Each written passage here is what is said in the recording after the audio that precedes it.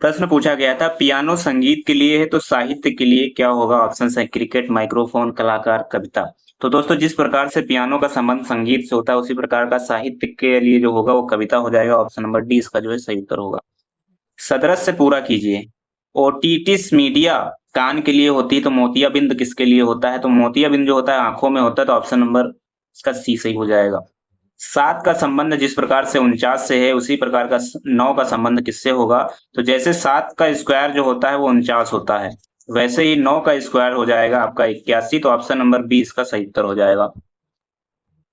प्रश्न था यदि आप शुरू में दक्षिण की ओर मुंह करके खड़े हैं, यानी कि इस तरफ आप मुंह करके खड़े हुए हैं और फिर 180 डिग्री बाईं ओर मुड़े, बाईं ओर मतलब इधर मुड़े, 180 डिग्री का मतलब बिल्कुल आप अपने अपोजिट पहुंच गए, तो आप किस दिशा में मुंह करके खड़े होंगे? तो उत्तर की दिशा की ओर मुंह करके खड़े होंगे। ऑप्शन नंबर इसका बी सही हो जाएगा।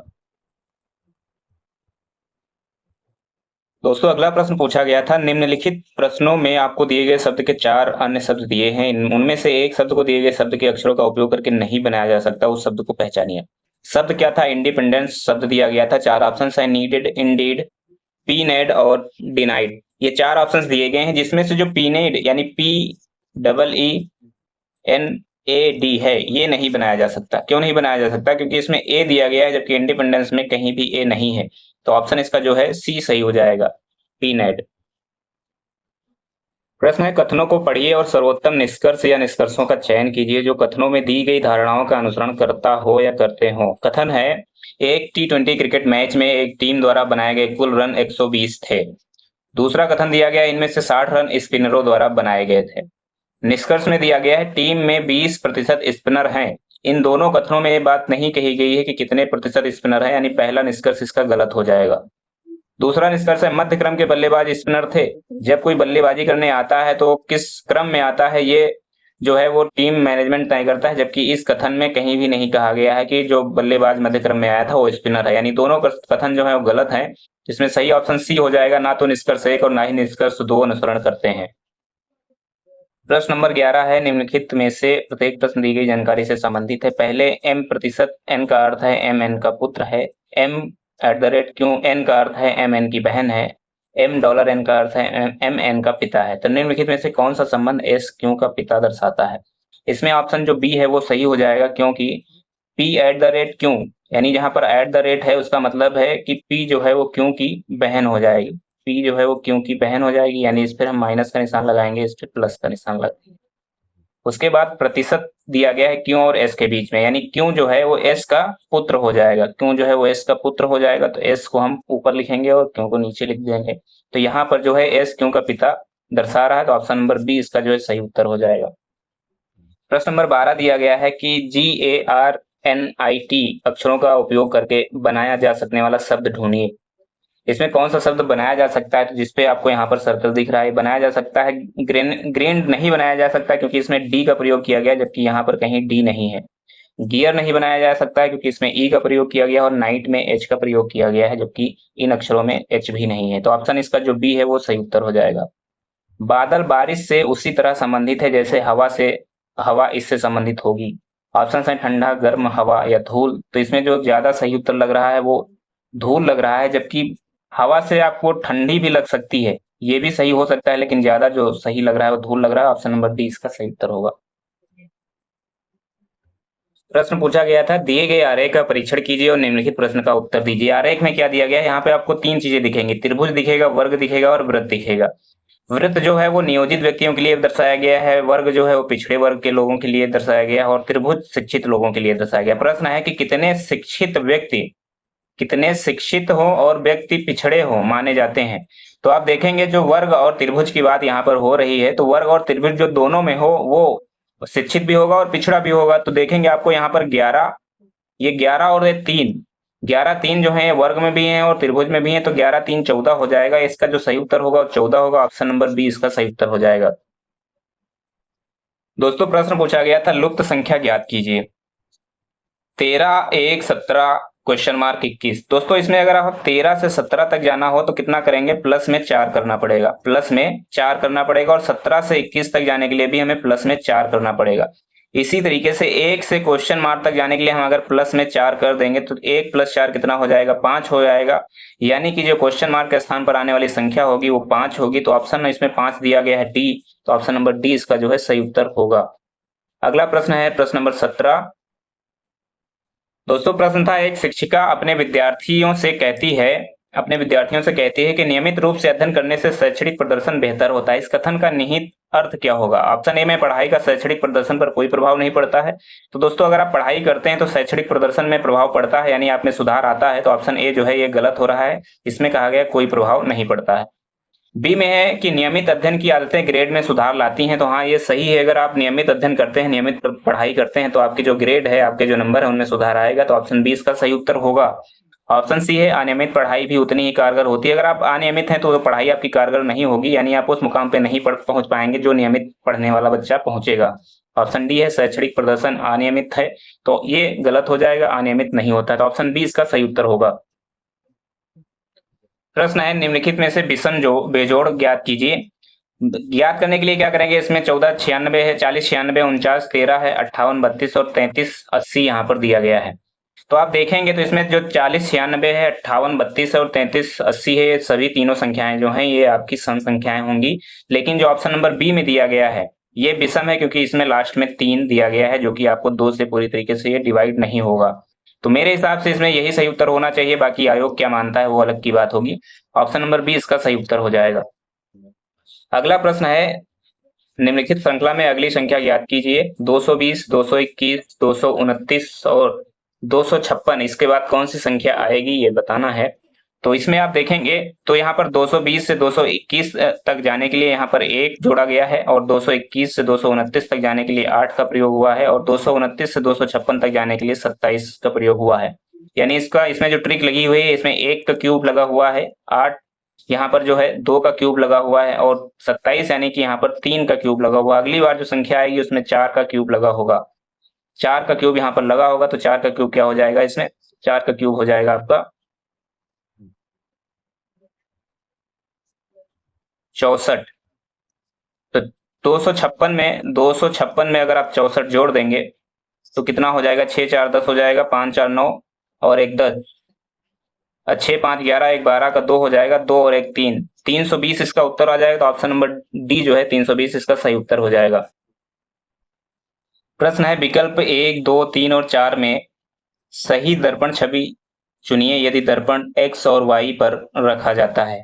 यानी कोई दर्पण है जो यहाँ पर रखा गया है, इसमें देखने पर ये जो चित्र है वो कैसे दिखेगा। तो जब दर्पण में देखते हैं कोई जो इमेज होती है, जो चीज आपको ऐसे दाहिनी तरफ दिख रही होगी वो इमेज में वही चीज आपको बाईं ओर दिखेगी। यानी कि ये वाला जो हिस्सा है आपका वो यहाँ पर आ जाएगा, और इधर वाला हिस्सा आपका दाहिनी तरफ आ जाएगा। तो इसमें किस में दिया गया है ऐसा जो चित्र है, ये आपको ऑप्शन नंबर 4 में मिलेगा, यानी चौथी इमेज में आपको मिलेगा। चौथी इमेज जो ऑप्शन नंबर सी में दिया गया है, तो ऑप्शन नंबर सी इसका जो है सही उत्तर होगा। प्रश्न नंबर 42 है, सिंधु एक व्यक्ति का परिचय अपनी माँ के भाई के बेटे के रूप में कराती है। वह व्यक्ति सिंधु से किस प्रकार संबंधित है? सिंधु जो है वो एक व्यक्ति का परिचय कराती है अपनी माँ के, यानी सिंधु की माँ को हम उसके ऊपर लिख देते हैं, माँ के भाई यानी कि सिंधु के मामा हो जाएंगे, के बेटे के रूप में कराती है। तो वह व्यक्ति सिंधु से किस प्रकार संबंधित हो जाएगा? तो वह व्यक्ति जो हो जाएगा वो कजिन हो जाएगा। तो ऑप्शन नंबर इसका जो सी है वो सही उत्तर हो जाएगा, यानी ऑप्शन नंबर सी इसका सही उत्तर होगा। दोस्तों प्रश्न है, यदि ग्रीन का संख्या कोड 49 है तो वायलेट और पिंक के संख्या कोडों के बीच का अंतर क्या है? यानी अगर ग्रीन का जो कोड है वो 49 है, ग्रीन का कोड 49 कैसे है? जी का मान 7 होता है, आर का मान 18, डबल ई का मान यानी 5 5 हो जाएगा, और एन का मान 14 हो जाएगा। जब इनको आप जोड़ेंगे तो यहाँ पर 49 कुल आ जाएगा। इसी तरीके से अगर वायलेट है, वायलेट का अगर हम कोड लिखेंगे, वायलेट का कोड लिखेंगे तो वी का 22 हो जाता है, आई का 9 है, ओ का 15, एल का 12, ई का 5 हो जाएगा, और जो टी है उसका मान 20 हो जाएगा। इन सबको अगर जोड़ा जाएगा तो 83 इसका मान आ जाएगा। और इसी तरीके से पिंक में पी का मान होता है आपका 16, और आई का मान 9, एन का मान 14 होता है, और के का मान 11। इन सबको अगर जोड़ा जाएगा तो इनका मान 50 आ जाएगा।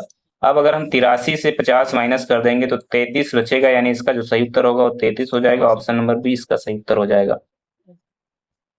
प्रश्न पूछा गया था, वह आकृति चुनिए जिसमें प्रश्न आकृति एक्स सन्निहित है, यानी जिसमें ये वाली आकृति है वो बताना। इन चार ऑप्शनों में से कौन सी आकृति है।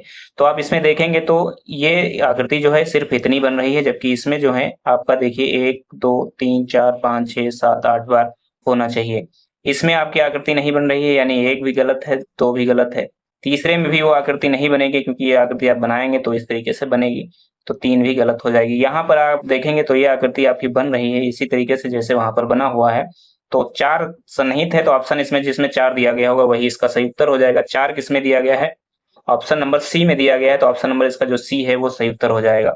ऑप्शन नंबर सी इसका सही उत्तर होगा, जो कि आकृति यहाँ पर दी गई है। आप देखेंगे तो ये आकृति आपको इस तरीके से यहाँ पर दिख जाएगी, तो यहाँ पर ऑप्शन नंबर सी जो है वो सही उत्तर हो जाएगा। अगला प्रश्न है, 140 से 120, 120 से 90, 90 से 50 और 50 से अगली संख्या क्या आएगी ये बताना है। तो आप देखेंगे ध्यान से, तो 140 से 120 तक जाने के लिए आपको माइनस में 20 करना पड़ेगा, और 120 से 90 तक जाने के लिए माइनस में 30 करना पड़ रहा है। उसी तरीके से 90 से 50 पर जाने के लिए माइनस 40 करना पड़ेगा, और 50 से अगर आप माइनस 50 कर देंगे, क्योंकि हर बार 10 बढ़ रहा है, पहले 20 फिर 30 फिर 40 फिर 50, अगली बार अगर 50 में से 50 घटा देंगे तो कितना बचेगा, 0 बचेगा। तो ऑप्शन नंबर सी में 0 दिया गया है, तो ऑप्शन नंबर सी इसका सही उत्तर हो जाएगा।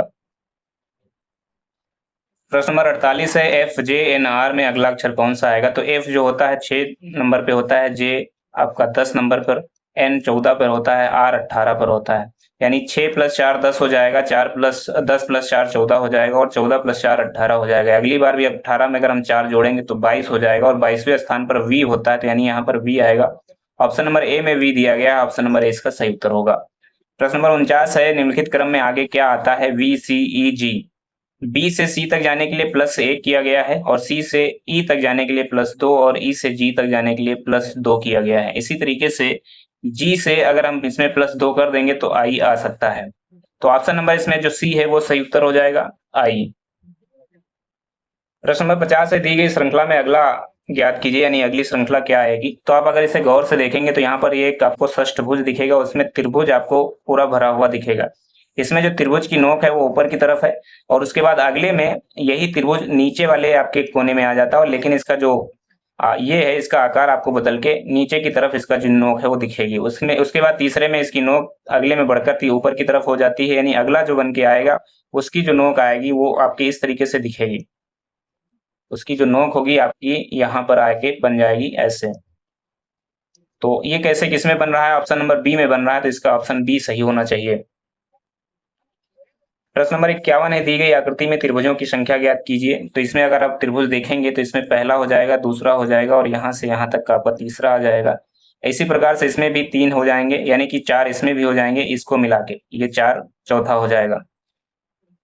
तो 4 यहाँ हो जाएंगे, 4 इधर हो जाएंगे, 4 यहाँ पर और 4 यहाँ पर, तो 4 4 16 हो जाएगा इसमें। और जो 17वां आपका बनेगा वो यहाँ से यहाँ तक 17 हो जाएगा, और ये एक 18 हो जाएगा। उसके बाद जो 19वां बनेगा आपको यहाँ से यहाँ तक का हो जाएगा, और 20वां आपका ये हो जाएगा, यानी इसमें 20 त्रिभुज हैं। ऑप्शन नंबर इसमें सी जो है वो सही उत्तर हो जाएगा। दोस्तों प्रश्न नंबर 55 है, सादृश्य पूरा कीजिए। जैसे मछली का संबंध गलफड़े से, यानी मछली जिस प्रकार से गलफड़ों से सांस लेती है उसी प्रकार से मानव किससे सांस लेता है, कलेजा से, फेफड़े से, मस्तिष्क से या हृदय से। तो इसका सही उत्तर हो जाएगा फेफड़े से, ऑप्शन नंबर बी। प्रश्न नंबर 56 है, निम्नलिखित में से शब्दों के कौन से जोड़े अर्थ में सबसे अधिक समान हैं। रुको जाओ, ये एक दूसरे के जो है विपरीत हैं। रुको जाओ, ऊंचा नीचा भी एक दूसरे का विपरीत है। यहाँ पर दिया गया रोना और मुस्कुराना, ये भी एक दूसरे के विपरीत हैं। ऑप्शन नंबर डी है प्रारंभ और शुरू, इन दोनों का मतलब होता है स्टार्ट करना, यानी दोनों एक जैसे हैं, समानार्थी हैं। तो ऑप्शन नंबर बी जो है इसका सही उत्तर हो जाएगा, डी ऑप्शन नंबर जो है वो सही उत्तर हो जाएगा। तो दोस्तों ये थे आज 25 अगस्त 2024 को पूछे गए यूपीपी कांस्टेबल के री एग्जाम में रीजनिंग के प्रश्न।